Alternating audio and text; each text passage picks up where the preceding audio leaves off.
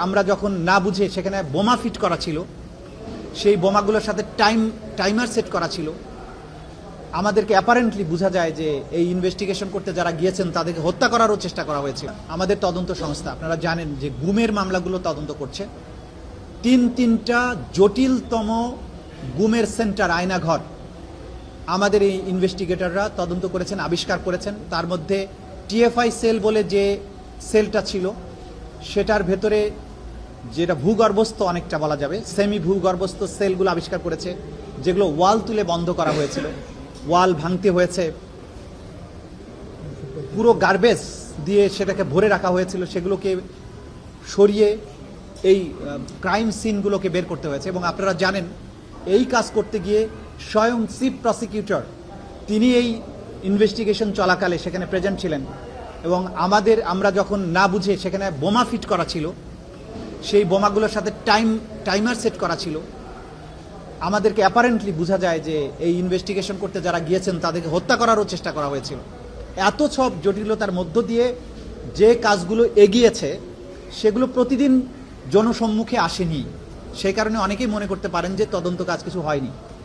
তদন্ত কাজ যা হয়েছে, যেদিন প্রথম দিন ফর্মাল চার্জ দাখিল হবে সেদিন থেকে সবাই উপলব্ধি করতে পারবেন।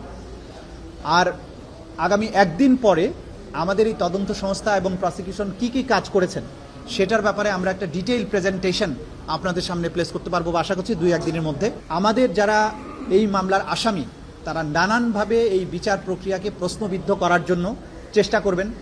তারা একদিকে চাইবেন তাদের যেন বিচার না হয়, আবার অন্যদিকে তারা ধোঁয়া তুলবেন, বিচার টিচার কিছু হচ্ছে না, তো এই ট্রাইব্যুনালের দরকার নেই, বিচার যাতে না হয়। নানামুখী ষড়যন্ত্র আছে, তারা চেষ্টা করবে বিচারকে বন্ধ করার জন্য, বন্ধ করতে না পারলে বিতর্কিত করার জন্য, কাউকে এম্বারাস করার জন্য, নানান ধরনের ডিসইনফরমেশন ছড়ানোর জন্য। এই সম্পর্কে আমরা সচেতন আছি এবং তারা যে ষড়যন্ত্রগুলো করছে ট্রাইব্যুনালের তদন্ত সংস্থা প্রসিকিউশন এই ব্যাপারে সম্যক অবহিত এবং তাদের অনেককে চিহ্নিত করা হয়েছে। যারা এগুলো করার চেষ্টা করবেন তারা ব্যর্থ হবেন, তাদেরকে আমরা মেসেজ দিতে চাই। কোনো রকমের স্ক্যান্ডাল ছড়িয়ে বিচার প্রক্রিয়া বাধাগ্রস্ত করা যাবে না, কারণ প্রসিকিউশন এই ব্যাপারে 100% ফেয়ার আছে। আটলান্টিক মহাসাগর সেচতে পারবে তারা, এখানকার কোনো দুর্নীতির খবর তারা বের করতে পারবে না বা দুর্নীতি নাই। এখানে প্রসিকিউশন কমিটেড, এই বিচার জাতির সামনে তারা ক্লিয়ারলি দেখাতে চায়, সেজন্য কাজ চলছে। অচিরেই সেটা দৃশ্যমান হবে, সেই সময় এসে গেছে, আপনারা খুব অচিরেই সেগুলো দেখতে পাবেন। Thank you.